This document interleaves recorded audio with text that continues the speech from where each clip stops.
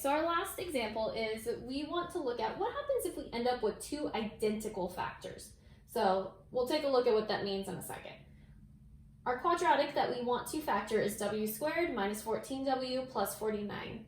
Again, we want to look at, first step is, can we factor anything out of it? If we look at our A is 1, B is negative 14, C is plus 49. Is there anything we can factor out to make this simpler? In this case, there is not, so we go ahead and we move on to our next step. Next thing we want to look at is there an A term? Is there anything in front of the squared term?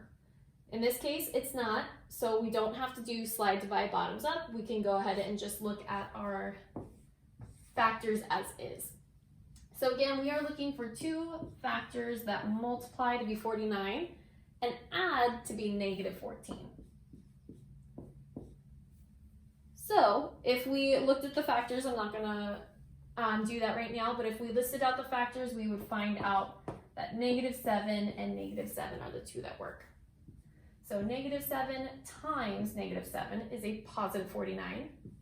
Negative 7 plus negative 7 is a negative 14.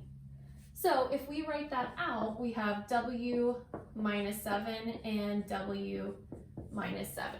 Do we notice how these are the exact same factor?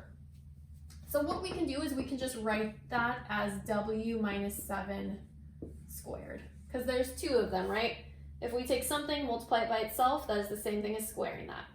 So we can just write it like that. If I asked you to solve this now, what we would do is we would set this equal to 0. That means we know that this part right here has to be equal to 0, right? So w minus 7 equals 0. If we solve for w, we will end up with w equals positive 7. Now, notice how there is only one solution. So if we have two identical factors, w minus 7 and another w minus 7, there's only going to be one solution to our equation.